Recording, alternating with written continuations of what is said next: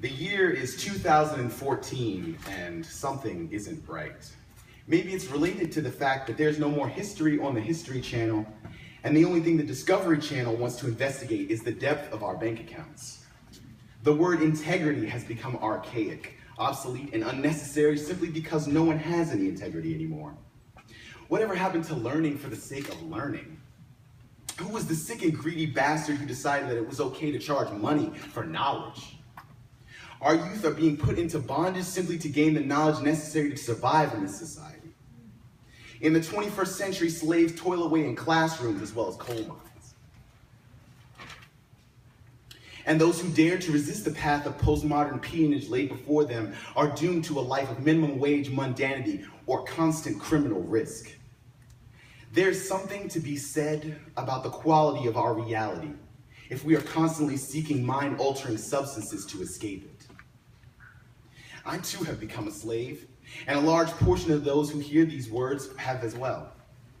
Our souls signed away at the dotted line, sealed within the great paper phylacteries adorned with the sinister sigils of Sally Mae. The chains of our debt will never let go of us. Even in death's sweet embrace, we will find no solace. Our sons and daughters will have to hoist our burdens upon their shoulders. And for those of you who do not know of the bondage of which I speak, I bid you welcome, like a brother better than me once said. Welcome to the United Snakes, land of the thief, home of the slave, the grand imperial guard where the dollar is sacred and power is God. But silly me, silly me, silly me, silly me. After all, this country was built on generation after generation of genocide, rape, and fraud.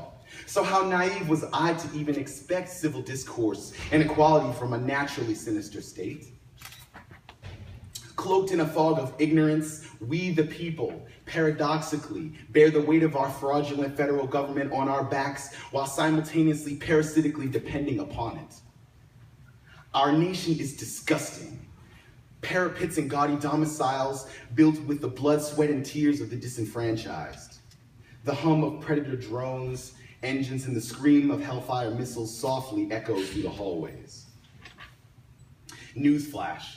The Illuminati and those reptilian overlords you hear so much about are not trying to control your mind. This is not about pineal gland calcification and third eyes, but about the systematic disenfranchisement and subjugation of every man, woman, and child in this unfortunate nation.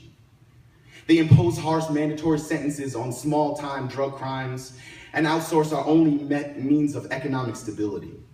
Left with no upward mobility, we must resort to any means necessary to survive.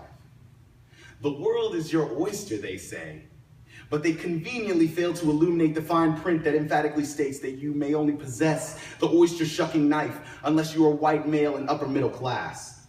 But don't get me wrong, this is not about white guilt. This is about the way this fucked up system works. This is about the way that the private prison system is iteration 2.0 of the slavery trade. And if you dare raise your voice in resistance, you'll find yourself staring at cinder block walls, spools of barbed wire, reinforced metal bars, and armed guards for the rest of your sad life. Your enclosed inmate existence only serving to make the coffers of the prison industrial complex even deeper. Some say we should raise our fists to fight, and I say to them, good luck. Fighting the world's most technologically advanced military on its home territory is equivalent to fighting... Guerrilla warfare is about as effective as guerrillas fighting with sticks and stones when the enemy has a satellite that can see your face from orbit. And I hope you don't mind being despised by the public of the general world when you are slapped in the face with that catch-all term that is terrorist. But we can't just sit here and let the vines of greed asphyxiate our vitality away. If there's one thing that I've learned about poetry, it's not about the words that you speak, but the seeds that you plant in the minds of all of those listening.